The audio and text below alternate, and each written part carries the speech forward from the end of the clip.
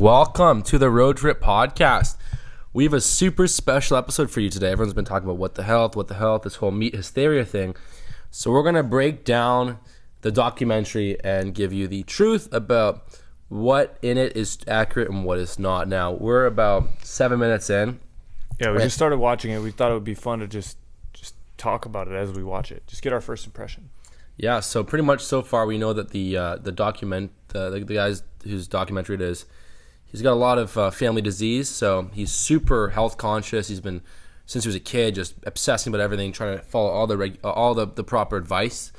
And so the first red flag I got was that he was surprised when he found out that heavily processed meats are not healthy for you. Yeah. He's like, the foods I grew up on, the foods that I was always consuming, because I was so health conscious. Yeah, because it's so like hot dogs, deli meats, bacon, Lunchables, bacon. Yeah.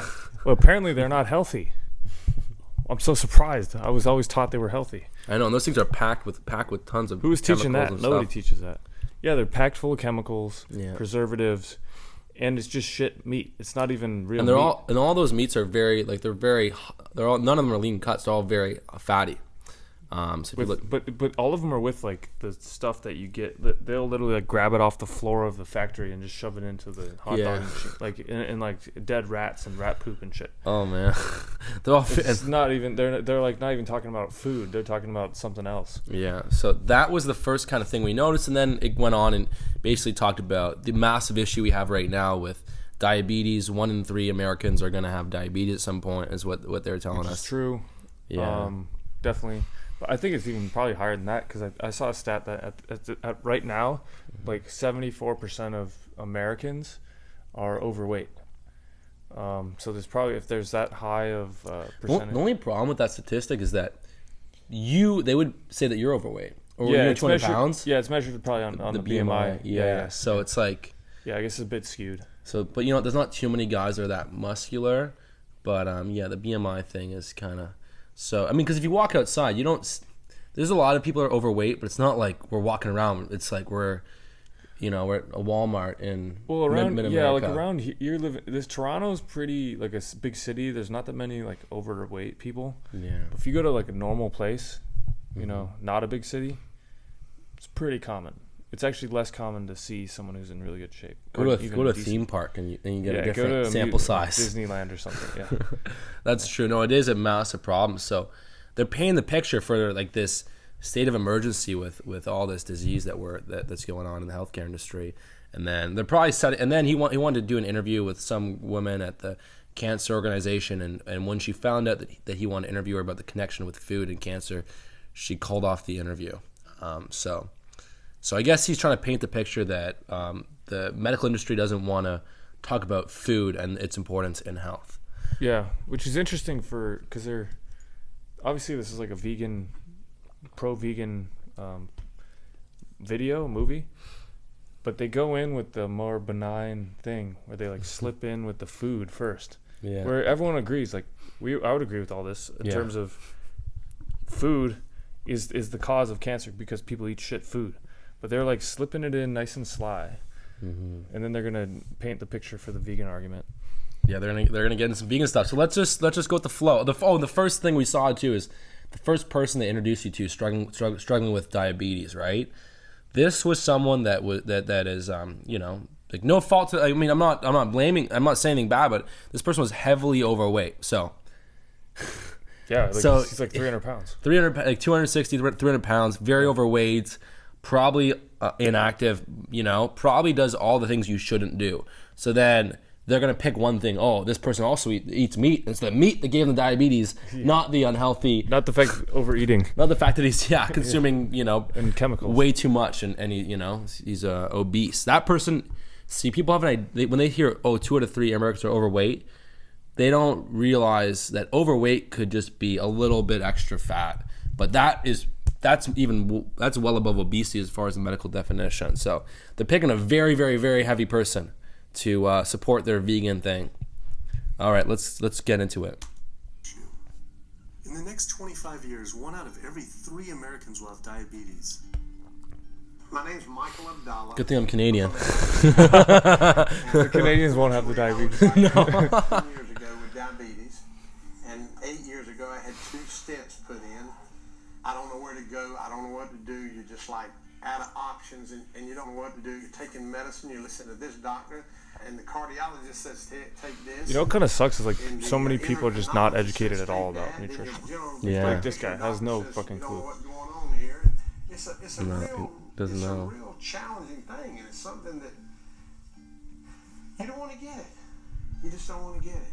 Government and media almost exclusively blame lack of exercise and sugary foods as a cause of diabetes. But I wanted to talk with an actual expert on the role of diet and diabetes. I went to speak with premier physician, diabetes expert, and researcher, Dr. Neil Barnard. What role does sugar play in causing diabetes? Drives me crazy. Diabetes is not and never was caused by eating a high carbohydrate diet, and it's not caused by eating sugar. The cause of diabetes is a diet that builds up the amount of fat into the blood. I'm talking about a typical meat-based, animal-based diet. No, that's not. Like I agree with half of what he said. So I agree with the sugars thing. Yeah. Like the carbohydrates are not. They don't. It does not cause diabetes. Like for example, actually, if anyone wants to look more into that, Chris Masterjohn, who's a PhD in biochemistry, he does a really good job of like talking about that concept in human biochemistry, how it has way more to do with energy balance, for example, overeating, and much less to do with carbohydrates or sugar in general, or even fat, as long as energy balance. Energy balance matters more than any macronutrient. Right. But then the whole like meat thing is interesting. It's interesting too because he's talking like, I think what he really means is if you're eating a massive calorie surplus with lots of meat and fat, that's going to be problematic. But that's not the same thing. Like, I know. You could eat a massive calorie surplus of anything. Yeah. And it will have a similar effect on your body. Being overweight is the issue. Exactly. Because I found the more I get into researching the keto diet and like a fatty acid ketone metabolism, it's interesting because it seems to cause like pre-diabetic symptoms. Which is weird and it just kind of like goes against logic, but it's almost like he has a point with the fatty acid metabolism thing, but when it's done over an extended period of time, like years, the body actually stops using blood sugar or using glucose and like kind of forgets how to use it, and that's why people can have the terrible symptoms when they start to like eat. They go binge on a bunch of donuts or something, right? But the thing is, I guess he's correlating that with eating meat, which I guess is not. It's not exactly the same thing at all. Right. He's making a huge correlation. I mean, how many lean, fit, healthy people do you know that have diabetes? That get type 2 diabetes? It's not. No. It's people that are super, overweight. Well, let's keep going. Yeah. You find that they're building up tiny particles of fat that's causing insulin resistance. What that means is, so even insulin resistance, that's an issue of being overweight, obese, eating way too much food. You don't get insulin resistant when you have so much insulin flooding through your body, because insulin's secreted when you eat a lot of food, especially carbohydrates. But when you're continually eat way too much, your body isn't able to handle insulin as well. It becomes resistant to it because there's just way too much. It's almost like they're ignoring the energy balance in general. They're ignoring calories. Well, you know what? I feel like a lot of people, they don't even want to talk about calories because it's kind of it's so easy to say don't eat this food, but then it's more nuanced to say, okay, well, don't eat too much. And then people are like, well, what's too much? You can't give you you can't just tell everyone eat this many calories because people are different. Yeah. It's like it just doesn't fit the agenda, I guess. They're trying to oversimplify. Let's see. That is naturally from the foods that you're eating can't get into the cells where it belongs. It builds up in the blood, and that's diabetes. I had never heard that meat was associated. They didn't say why meat. Yeah, that was like causes diabetes. That was absolutely They didn't say why meat causes diabetes, and that was like the most non-scientific description of diabetes I've ever heard. It's like a guy, the matadors, the bull. It's like they have this kind of little cape, and they don't actually. They say some stuff, and then they don't explain, and then they say meat's bad. Science. Meat. Okay. All right. Let's all right.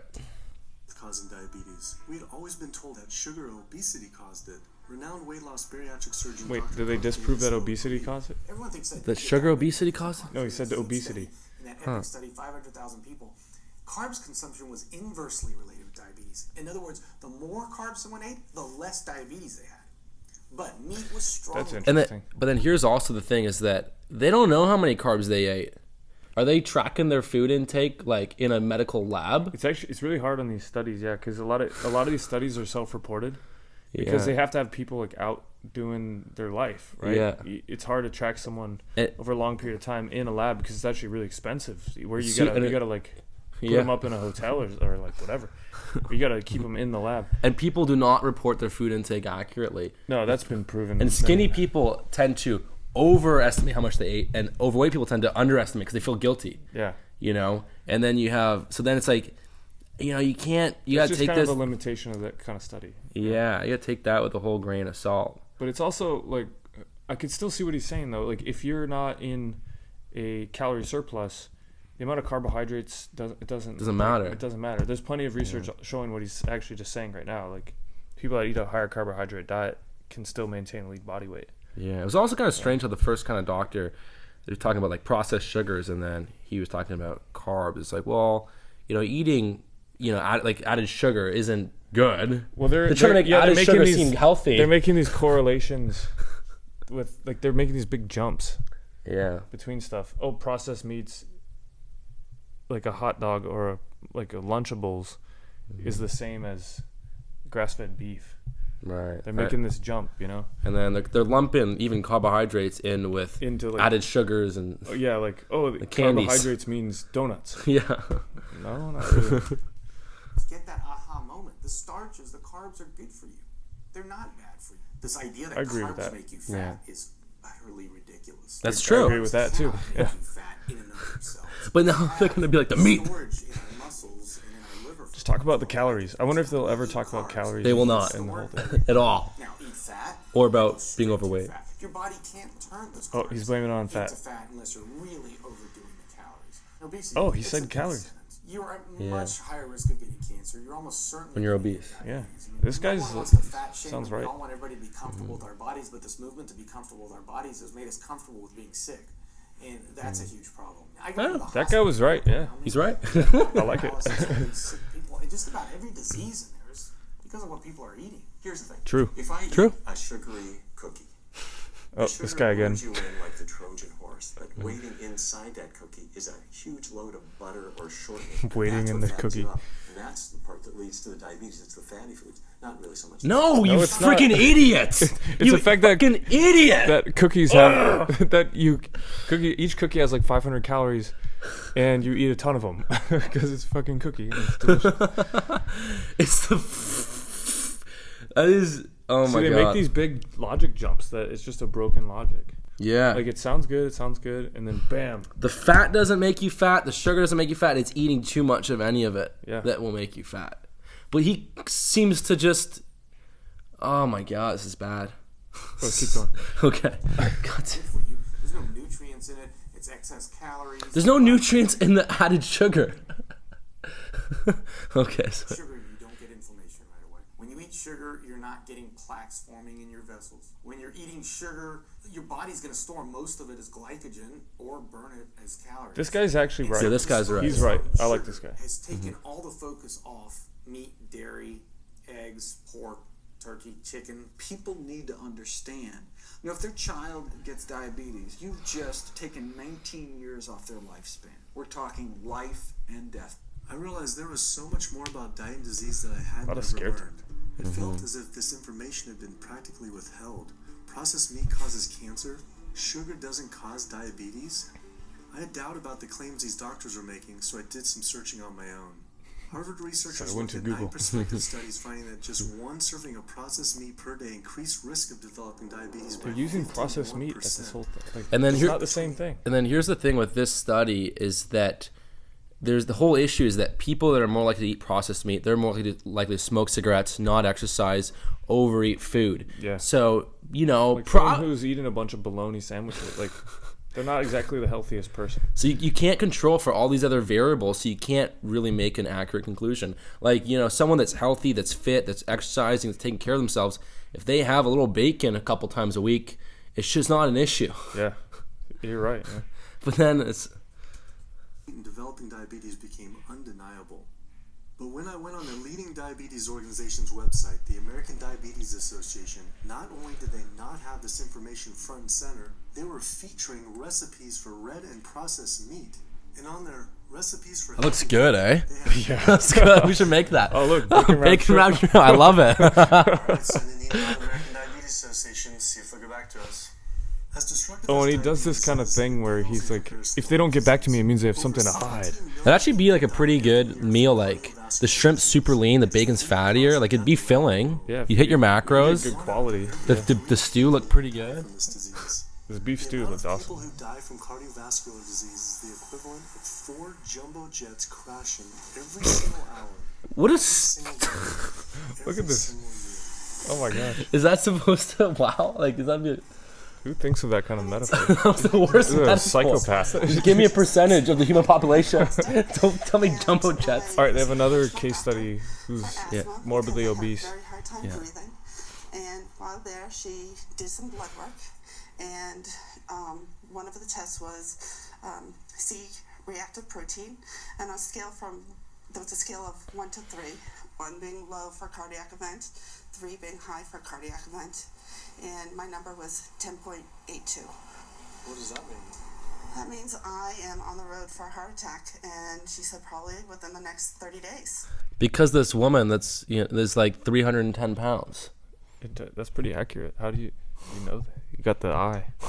Yeah, she's over 300 pounds for sure. Yeah, So yeah, being morbidly obese is a recipe for heart disease. Mm-hmm. 30 days? 30 days, if I'm going the way I was going. I take this for my heart arrhythmia. Take this for pain. Oxycodone for pain. Damn, she's on some And opiates too. Lorazepam for stress. Cyclobenzapine for a muscle relaxer. Damn. Also take Topamax and Prozac. And I also use a CPAP machine to help me breathe. And my asthma has been so bad this past year. It's horrible. I use it during the day as well to get some air. Oh my god. I am tired when I wake up. I'm tired during the day. I take a nap. I'm still tired. I can't breathe.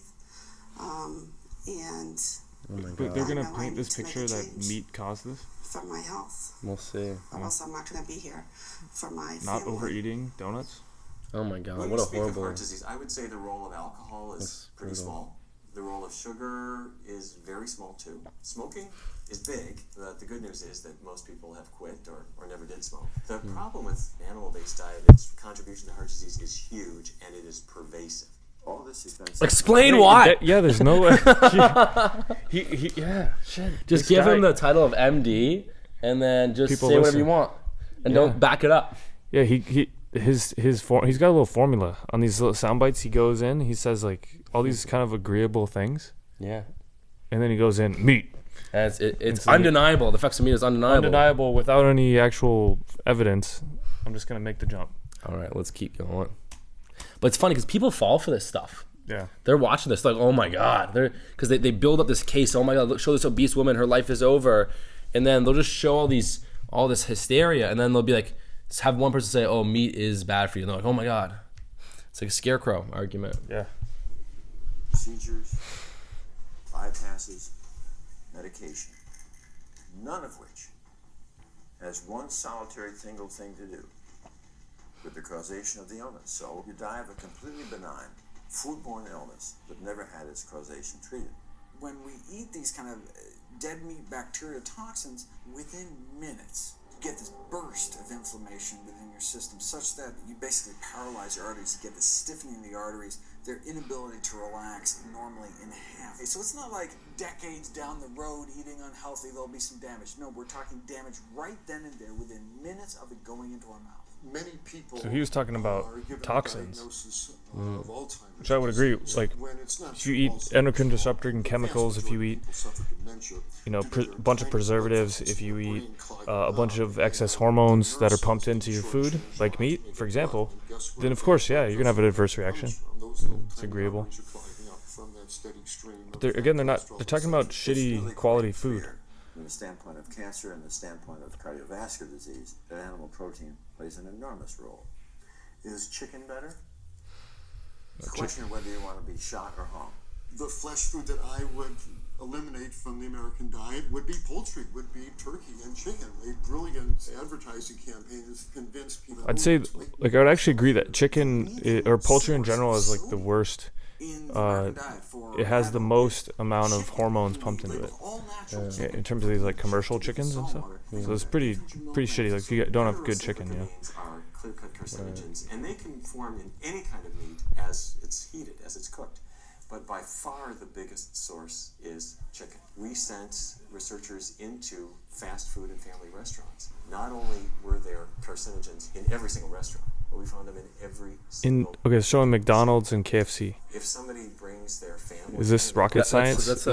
They have 30 ingredients in their French fries. If you're selling carcinogens to people, you've got to warn them that they're in there. Okay, so I would agree with like this. Of course, McDonald's and KFC is not healthy. How is this rocket science? It should not be groundbreaking news. When a Harvard University study showed that men with prostate cancer who eat large amounts of chicken increased their risk of the disease progressing 4 times. Oh, you know why? You know why? Why? Because they pump so many hormones into those chickens. Mm-hmm. It's because prostate cancer is caused by estrogen. It's not caused by testosterone. It's caused by estrogen, excess estrogen, which is a very, they always like basically relate testosterone to the prostate cancer because they have these poorly correlated studies that they do with men that are on testosterone therapy. The thing is that the guys they have very high estrogen levels actually, and they just don't report that stuff. Right. Like it's from like a lot of it's probably from these, like that study found a fourfold increase in prostate cancer in the guys who were eating tons and tons of chicken. I would not be surprised that that's true. And one quick way to keep your estrogen lower is don't be overweight or obese, because exactly, body fat releases estrogen. Yep. So if you're leaner, that's going to help. And then watch out for the hormones in some of these meats. In America of cholesterol is chicken because of the volume of chicken. Chicken's become grilled chicken and organic chicken. It's machismo, but it has nearly as much cholesterol per gram as. So the cholesterol thing still doesn't make any sense. Eggs being close by. I never really thought about eggs much. I just thought of them as a standard. The cholesterol argument's not like. Let's solve the cholesterol argument when they start to get it more into it. Smoking 5 cigarettes per day for life expectancy. Okay, so apparently one egg is as bad as smoking 5 cigarettes every day. Oh my god. It is made to run a baby chicken for 21 days with no outside energy. It is pure fat and cholesterol. And when we put that into our bloodstream, it coats our red blood cells. Our blood gets thicker and more viscous. Interesting backstory. I actually did a 3-day water fast at this guy's clinic, or he's one of the doctors at this clinic, and I went to one of his talks while I was there, and he gave this whole thing, and he went into it was like, started again like a little bit of kind of agreeable stuff, but then he just kind of escalated into this. He escalated into this completely non-scientific, and this is an MD, this dude, non-scientific argument about like just stuff that's been debunked for like 30 years about atherosclerosis and cholesterol. He just went down that rabbit hole, and I was like just sitting there. I was like, oh gosh. So I just went back to my room. So what's the story with them with cholesterol and heart disease? It's been debunked that it has nothing, like cholesterol itself has nothing directly correlated with heart disease. Yeah. Even WebMD will say that too. Yeah, even WebMD is like the most like will say that vanilla there's website. No connection. Yeah. There's no connection with cholesterol. The problem here is like this logic that keeps getting used where it's not even, it's just flawed logic. Like they jump these massive gaps, and then they also have this like guilty by association thing, where if something, for example, someone's morbidly obese, it's because they ate meat, and then they also they don't account for the fact that they ate like poorly shit quality meat. 6,000 calories. They ate 6,000 calories. And then it's also like McDonald's. It's not even just the meat. It's like having 4 cans of grapefruit soda is also really bad for you. Anything that's gonna put you in like an excess of energy. Crazy insulin surging all day long. You're they just want see. This is what we talked about on our podcast so much, especially our old podcast, is the industry always wants to blame something. They'll never look at context, the big picture. They always want to. And they also never look at personal responsibility for anything. Yeah, it's always some like outside force that's controlling you. The big meat industry is trying to kill you. So you don't eat any more of their meat. Oh wait, that doesn't make any sense. Yeah, I know. And then every person they're going to show us in here that has diabetes or heart disease, they're all going to be very overweight. Oh yeah. Show like us a guy that eats, that works out, hard, that takes care of himself, or woman, who eats meat, that's lean, who eats meat, and show us his blood work and show us how bad it is. Oh my God. Yeah. All right. Well, and then cholesterol has major important human processes. Oh yeah. Every steroid hormone is derived from cholesterol. So if you cut out your cholesterol completely, your body's not going to work at peak capacity as far as hormonal release. For sure. There's a reason why these foods. So your body will try and make cholesterol from other things. Right. But what's happening is like it's not going to be as efficient as possible. Right. It's like if you get really deficient in any micronutrient, like any vitamin and mineral, your body's going to try and get it from somewhere else. So it'll start to like do these cascading processes to try and make that thing so it can fit into the gap. It's not optimal. What happened? Yeah, it's not optimal because what happens is over a decade, or as people get older and older with these deficiencies, their things just start to break down because they're leaching from resources that aren't meant to be giving that resource. Right. Well, let's keep going.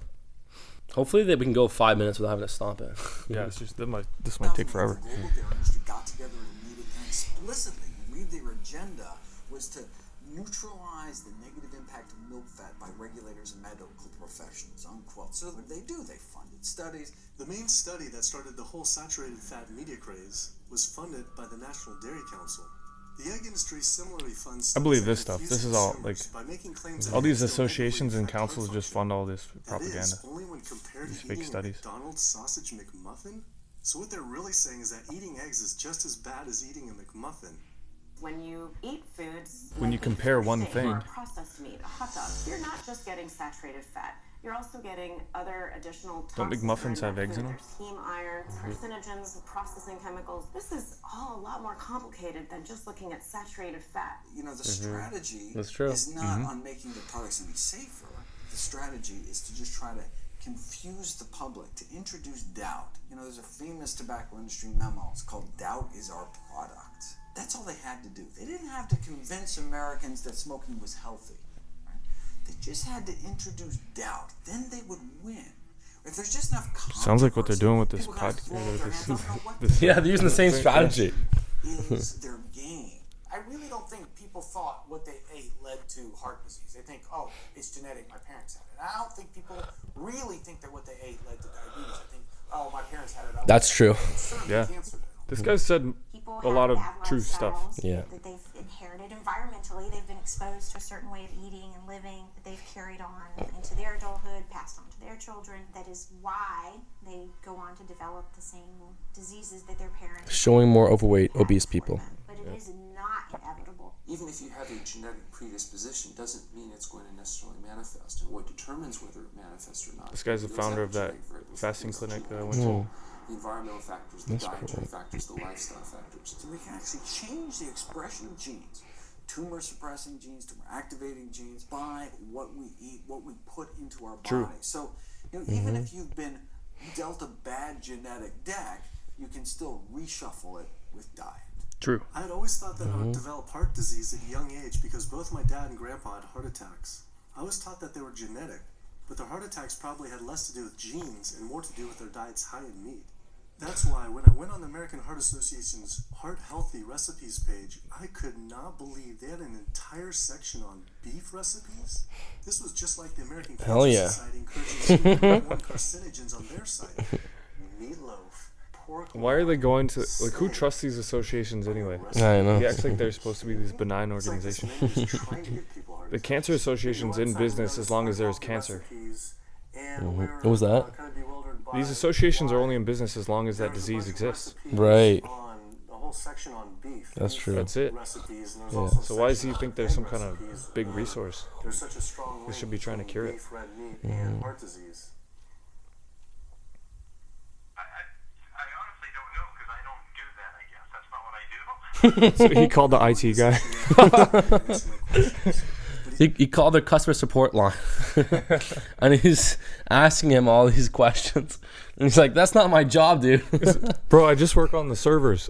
And he's like, And then he's going to turn the camera. You see that? See, they don't want to tell you.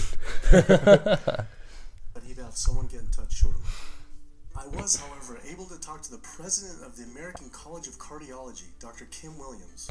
Well, the American College of Cardiology is a 47,000 member and growing organization with a dedicated mission to reduce heart disease and to improve patients' lives. And if you look at the incidence of hypertension and diabetes and mortality in men, they actually get reduced as you go higher and higher in terms of how much you restrict animal products. What about fish? So fish is a little that's the causation thing. What about calories? What about calories? Yeah, why don't you talk about that? What about being active and exercising? What about, Yeah. What about being at a healthy weight? Food quality. Yeah, so nutrients. Yeah, the one thing we know is that when they do these studies, these big sample size studies with thousands of people, those that eat more meat tend to be, they're looking at a lot of times as fast food meat, processed meat. Those that eat more meat, they're more likely to smoke cigarettes. They're more likely to not exercise. They're more likely to be overweight. They're more likely to overconsume calories. More likely to go and buy all this pop. And so they try and use the meat as the link. They could pick anything as the link. Anything. There's so many different variables in that study that they could use. So, and then those that tend to be vegan, they're more likely to be more health conscious. They'll exercising more. They'll be in a calorie deficit. They won't be exactly. They'll be slimmer or leaner. And then it's like, get a controlled study where you have, two groups of people, one on a vegan diet for a month, same calories or whatever, one on a, same macronutrients on a diet with some meat. Yeah, same thing, and then exercising, doing all that, and see how their blood markers change. Yeah. And see if they're even really that different. I wouldn't think they would be. Like, if you had the same macros and you had very similar people that were going in with similar blood work. Unless they're all on getting their protein from soy protein. Because that will have an influence of estrogen. Yeah. I would say, but if they were doing something like rice protein, they'd probably be just fine. Right. Because I don't think it's necessarily like a terrible diet for you. We're not actually trying to be anti-vegan, but I just think that the way that they do like these totally bad straw man arguments against it's horrible. meat. And you know what is cool? They did a documentary, which is actually pretty good, called Fathead. And it was basically a response documentary to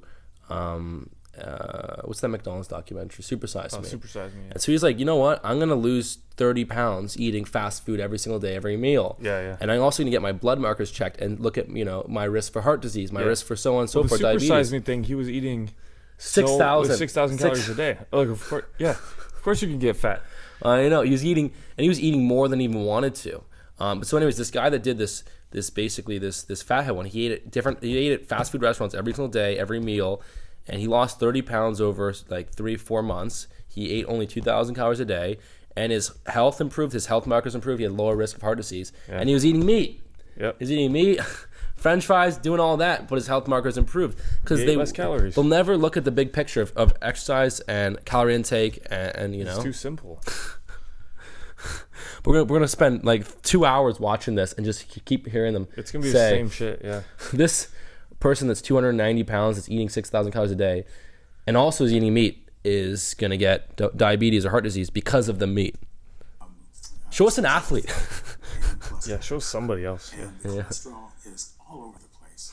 You can hit tuna in water, that'll be almost less than a glass of milk, to salmon or tilapia, which is higher than a pork chop. If you look objectively at fish, what you find is they've become essentially mercury sponges. And that's why in many parts of the country they warn you, don't have more than so many of these fish a week because it's getting too much mercury. That's true. Yeah. Fish are eaten by bigger fish who are eaten by bigger fish, and these pesticides and herbicides bioaccumulate in the fish flesh, and the big fish, including the salmon. Wait, why are there pesticides in fish? Truth is, the amount of pesticides are they swimming around the ocean? I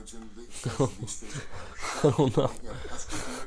And cancer-promoting properties. They'll say, but don't why would the pesticides be in the water?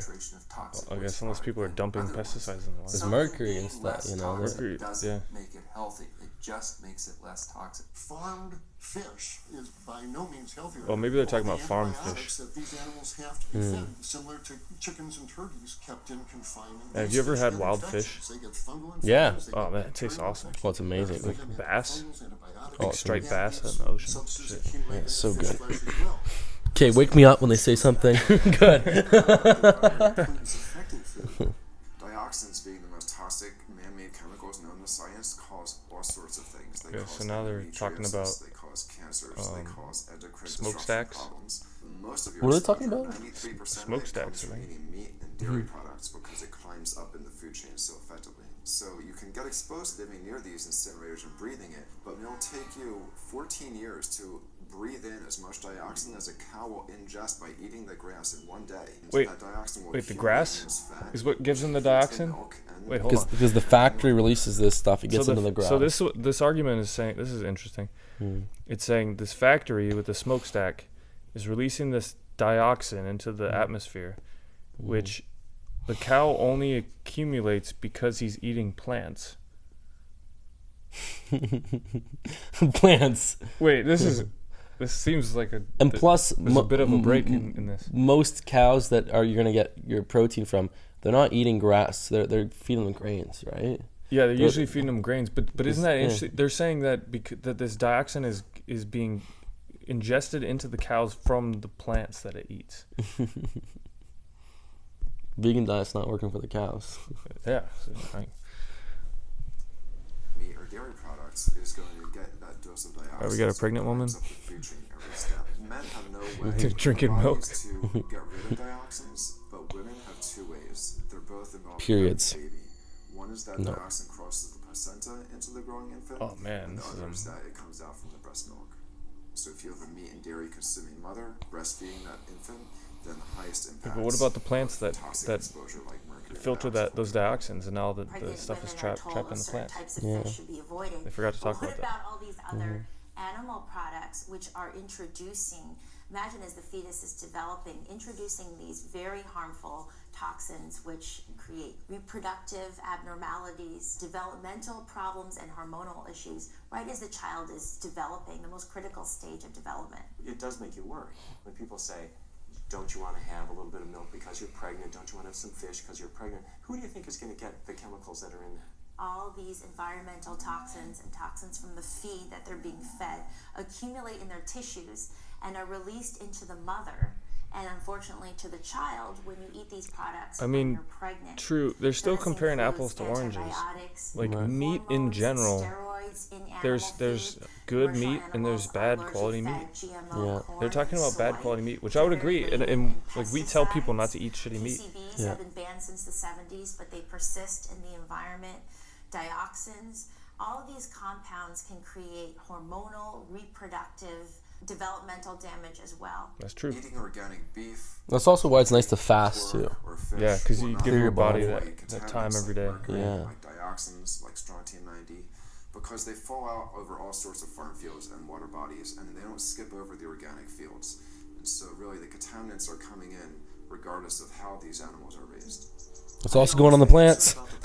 It is. Yeah. It's also going on the vegan foods. It's going into everything. All the same plants. It's weird that they ignore that.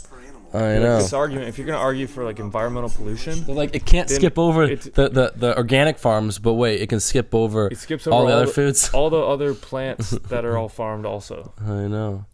Just eat foods out of a factory. Just ignore that. Yeah. Just eat. If you're going to take that environmental argument, like the environment, you're talking about polluting the environment, which is bad in general.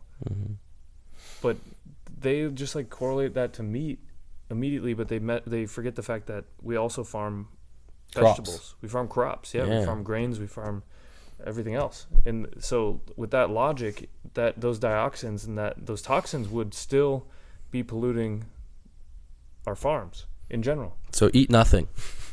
Eat the air. Eat nothing. Even the air you can't eat. No, you can't. There's toxins in the air. Just kill yourself.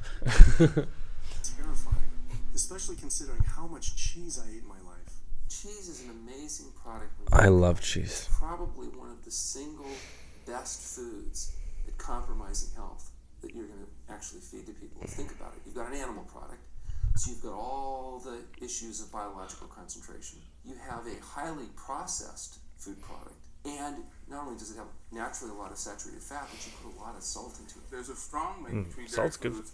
Wait, this guy is supposed to be an expert? Dude, this guy's like 300 pounds himself. Am I wrong? And also there's an association between dairy foods and multiple sclerosis and type 1 diabetes, which is an autoimmune disease, and other rheumatologic problems. Cow's milk is baby calf growth fluid.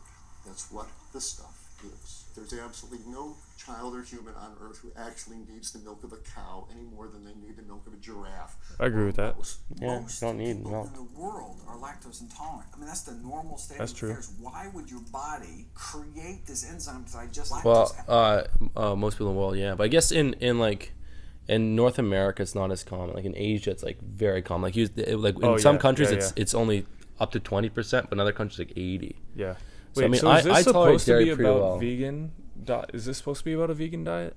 I mean, they're making this jump always to the vegan thing, but like it's called What the Health, so maybe because some of the stuff they say is fine, I would agree with, and then the other stuff they make this jump to the meat where there's no actual correlation. 70% of Native Americans and about 53% of Hispanic Americans are lactose intolerant. Yeah, Asians. Yeah, like lactose Hispanics. intolerance has nothing to do with meat. Eat foods that it knows is going to make them ill. Ultimately, what that boils down to is the government is telling me as an African American to eat food that's going to make me ill for no health benefit, so that it will benefit dairy farmers as a form of institutionalized racism. Wait, what did the African American? That's a form of institutionalized racism. racism? I don't think they're just saying that same message to everyone. Yeah, they're not targeting you specifically. No, where did that come from? Institutionalized racism? What? Because the health industry is trying to tell people. He was talking about like the food pyramid or something. I think it's racist. The health industry is telling people to eat a certain amount of servings of dairy, but African Americans are more likely to be lactose intolerant. So he's saying like it's an act of racism. No, they're not. Like it would probably come off. They would be more upset if like black people, you can't have dairy. Then white people, you can have dairy. Yeah, I don't know where that guy got that. Well, yeah, I hate this trigger. This quick on the trigger. Like, oh my god, everything's racism. Because he's saying it's racist because they're saying you need to eat dairy, and then black people don't tolerate dairy. Well, but I guarantee you there'd be Asians don't tolerate dairy very well. Asians don't tolerate dairy very well. Shoot, most people don't tolerate dairy very well. Native Americans, Hispanics, but that for him it'd be way more racist if the health industry said black people don't eat dairy. They'd be pissed. They'd be like, what are you talking about? We can't have dairy. Well, because they would make be your own explicitly decision. saying it, but that guy just pulled that. And whoever eats based on the Americans' food guidelines or food pyramid. Yeah, I don't know. Consumption as a pediatrician, I see on a daily basis children suffering from conditions that are linked or associated to dairy consumption, such as eczema, acne, constipation, acid reflux, iron deficiency, anemia. Cow's milk protein is the most allergenic food. People say, well, no, I want hormone-free, not injected with bovine growth hormone. But milk is this hormonal fluid, so it's just packed with sex hormones and natural sex steroid hormones like estrogen, progesterone. In fact, doesn't matter if it's conventional milk, doesn't matter. You can get organic though, which won't be injected with hormones. It's an oxymoron. Organic dairy has just as much saturated fat and cholesterol. Oh, it has fat. Yeah, no shit it does. No shit it has the same amount of cholesterol and saturated fat. What's it's new? It's the same thing. This has less hormones in it. I mean, they actually have laws limiting how much pus you can actually have in a milk and still sell it. I believe it's like 750,000 pus cells per cc. Because, I mean, you wouldn't want too much pus. It would be like pure pus. People might object. In fact, you could think of cheese as kind of coagulated cow pus, if you would. They did research on saturated fat and cholesterol intake in athletes, and it had no effect on their risk of heart disease because they're lean and healthy. Yeah. Lyle McDonald did a good article on that.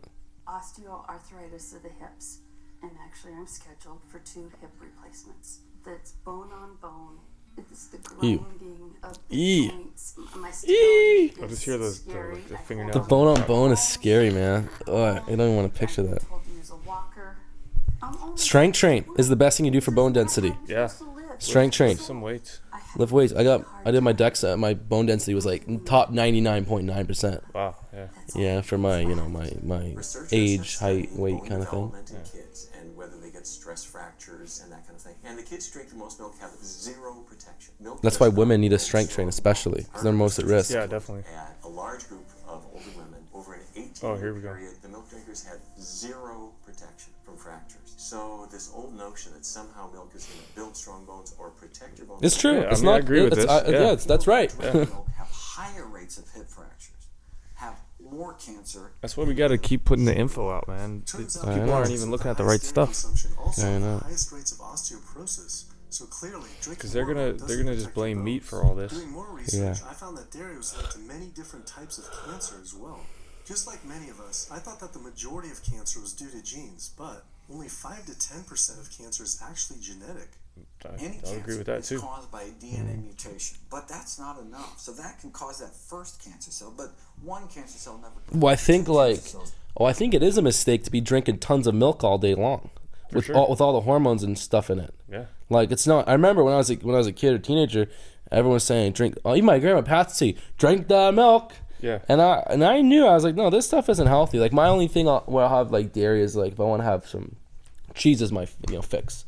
I'll have like some nice low fat cheese and make some cheese quesadillas, and it's freaking delicious. Or once in a while, it's usually the fat in the cheese that actually has a lot of the hormones, right? Yeah, it holds the hormones in. So if you get a lower fat cheese, you make my cheese quesadilla recipe in Kino Chef at kinobody.com/chef. Oh my god, delicious! It's insane. But I never drink milk. Yeah, I never did either. It's it's a glass of hormones. I was just never even interested as a kid. I was like, this doesn't even taste good. It tastes weird. Yeah.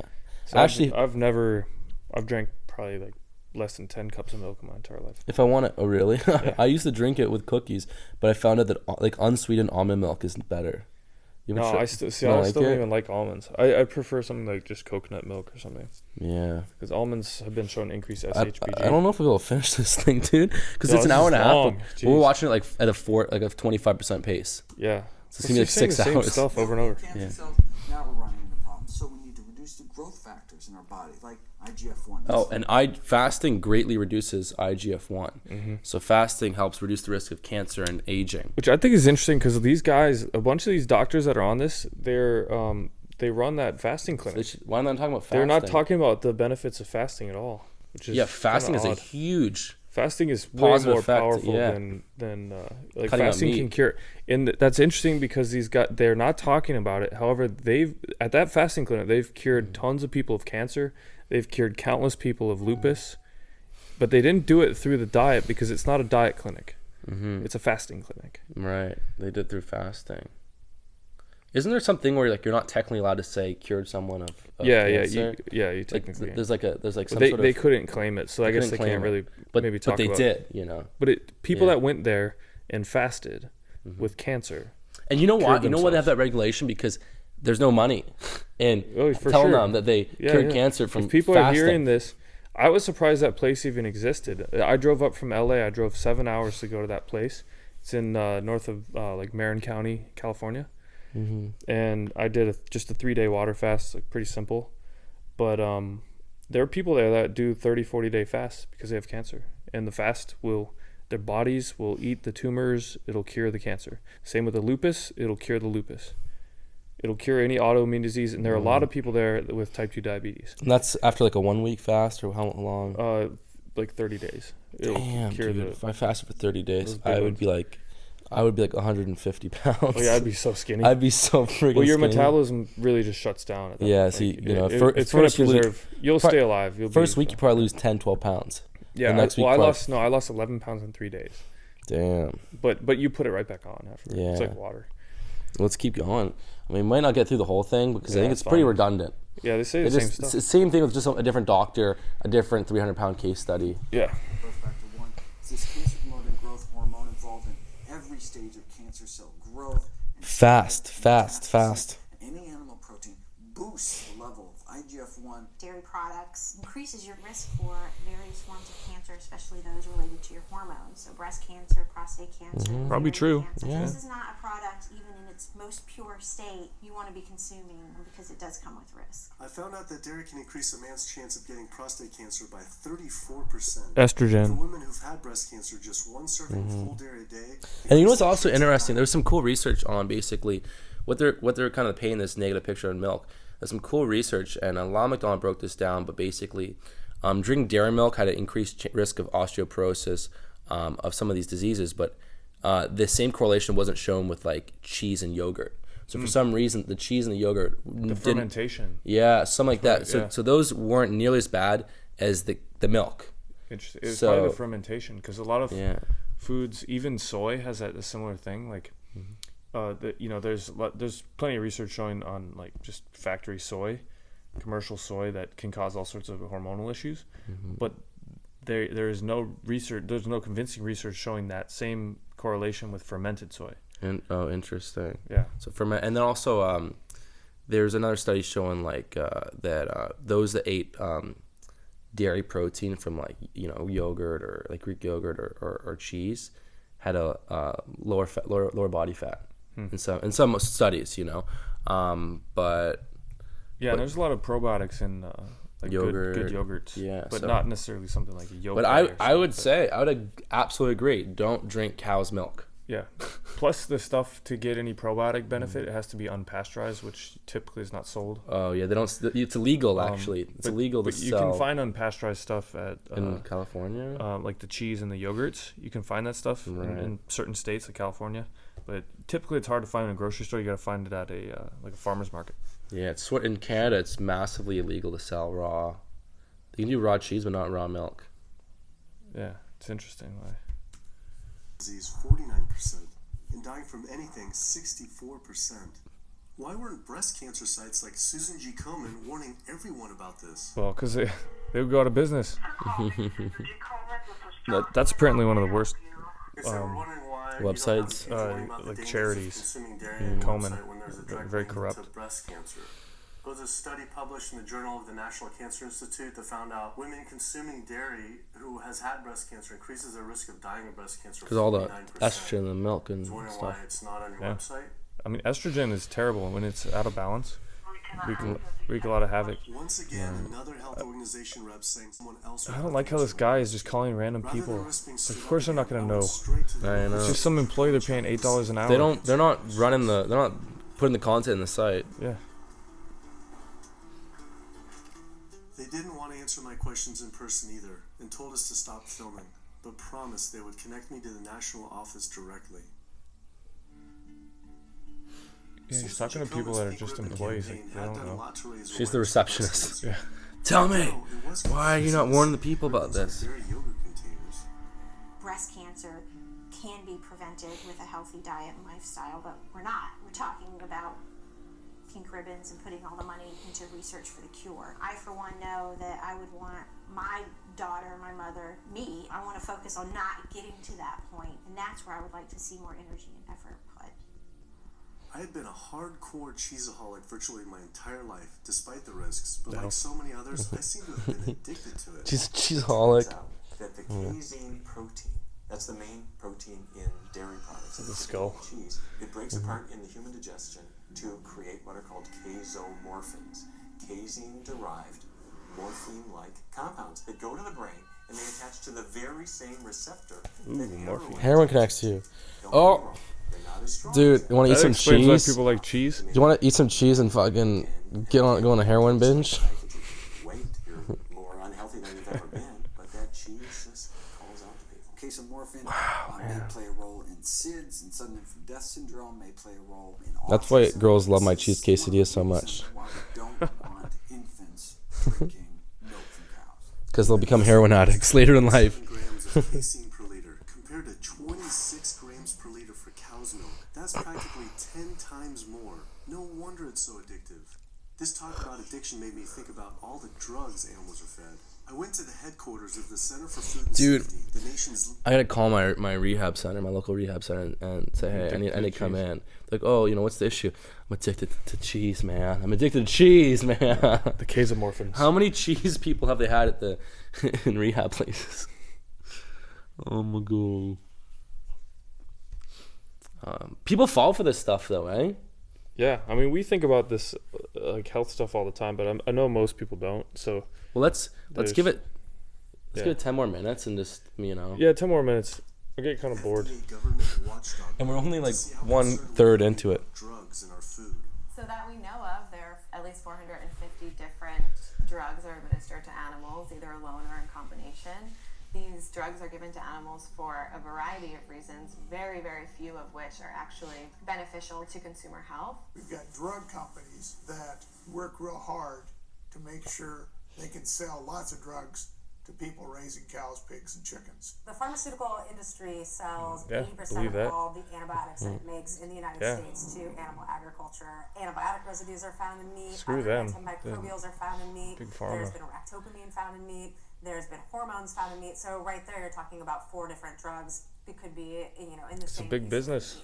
The pharmaceutical company is supposed to show the safety of animal drugs. They're not really testing to see what the impacts of these drugs are on humans. They're really looking to see what the impacts of these drugs are on animals. When we try to get information on some of the health studies and the environmental studies from federal agencies, we get back page after page of blacked out information because the company claimed confidential business information.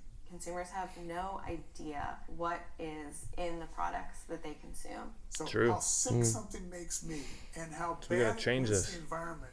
Yeah, is a put pressure. secret for a company. In the animal agriculture industry, as in the tobacco industry, these companies really have a vested interest in making sure that the public doesn't have information about their effects and what risks are really posed to consuming them. Big pharma's This system where screwed up animals stuff. are living in their own waste. They're living next to animals that are sick or even dead, and they're stuck in cages with these animals. The bacteria tends to spread. One day I want to have my own farm. Really? Just have my own animals. In Texas? Be like far away from stuff. In one of the states that doesn't have Texas. So probably Texas. We have about 3,000 people die every year. In the United States, that's more than the number of people that were killed in 9/11 in the Twin Towers of New York. If we had some terrorist organization killing 3,000 people a year, we would be all over it. The antibiotic-resistant bacteria deaths that we have, on top of that, you'd get 20,000 people dying a year. That's 7 9/11s every year. Can you imagine if that many people were being killed by some terrorist group in the United States every year? We would find them. That's not really a meat thing, the antibiotic thing.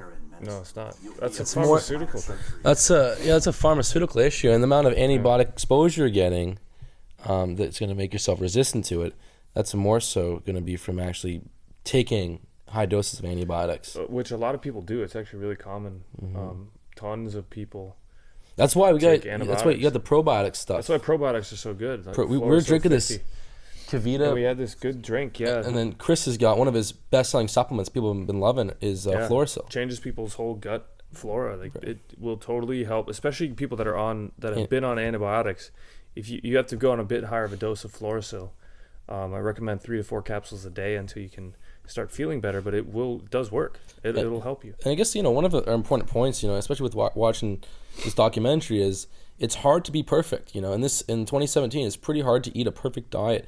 So stuff like intermittent fasting, which is amazing for your health, lowers IGF-1, increases autophagy, which is your body's process at recycling waste materials, maintaining a lean, healthy weight, being active, eating nutrient-dense foods. These are all important things to keep you healthy despite being around different toxins. Yeah. So, you have to optimize the natural detoxification process with the fasting. And you're not gonna have like a perfect. You can't have a perfect. I can't. Yeah. I mean, but if you actively take certain measures and just use the energy equation, like don't overconsume energy.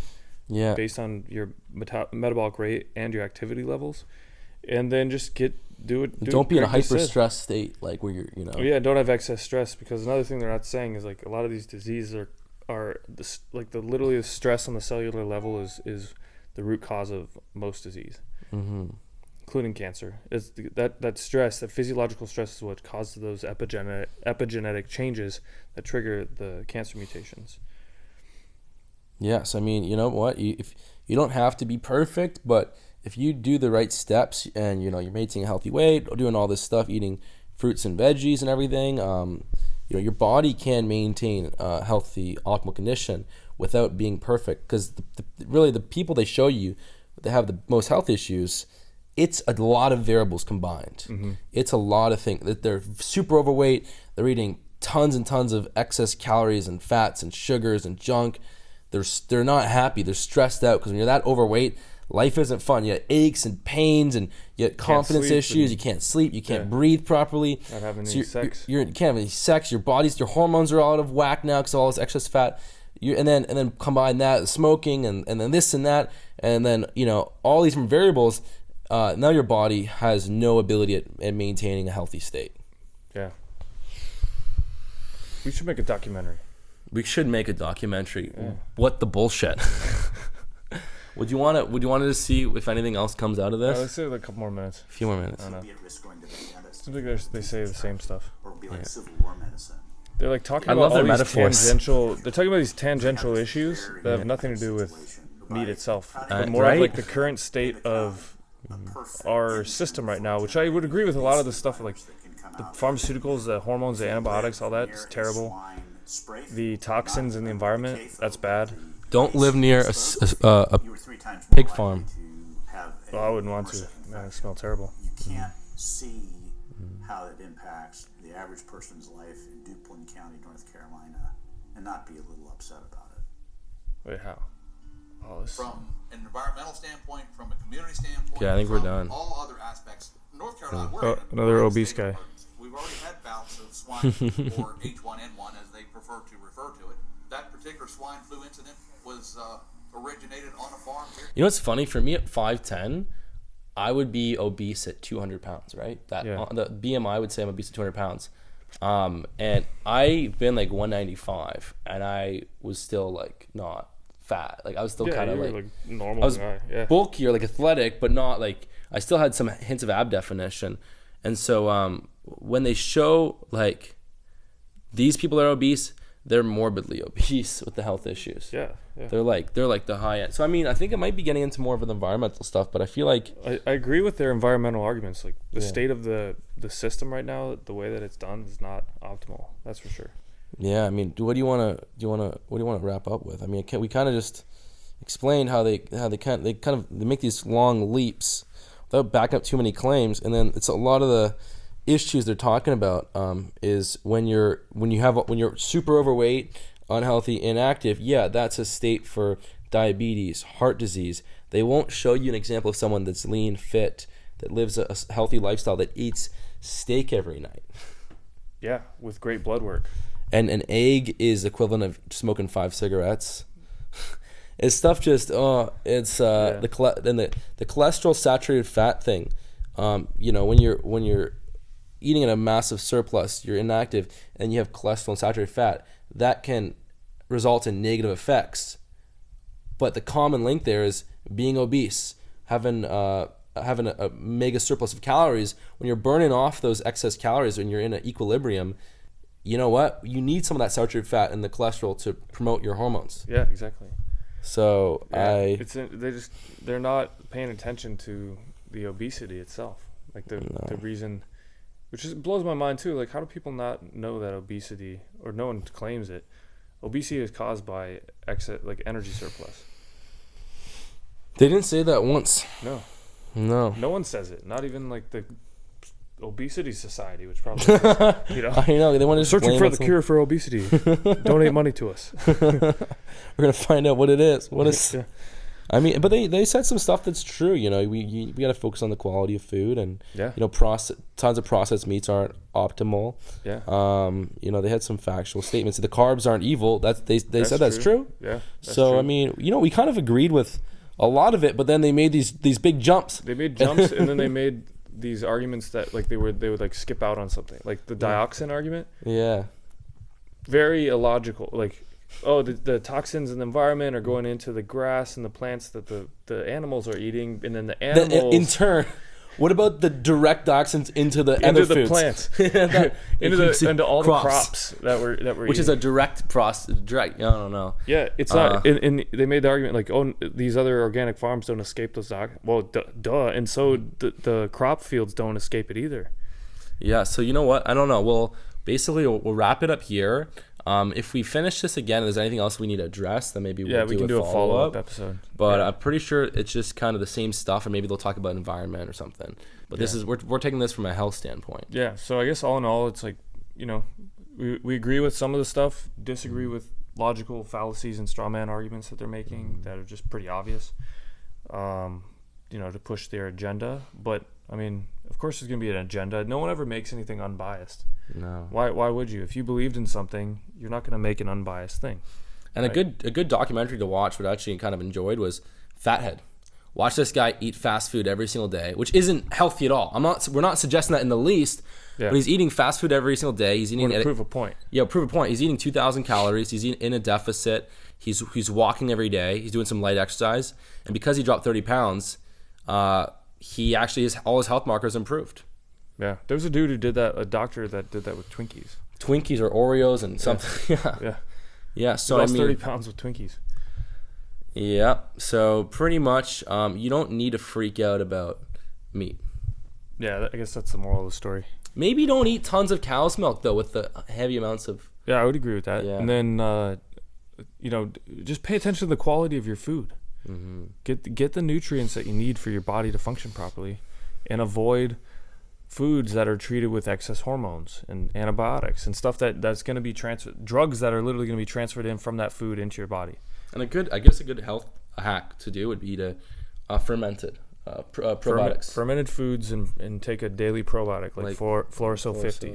That's on your truthnutra.com. Yep, truthnutra.com. Yeah, so you can't strive to be 100% perfect, so you want to focus on doing the stuff we talked about: fasting, maintaining a lean weight, working out, probiotic, this stuff to optimize fruits and veggies, and your body can be in optimal condition. Yeah.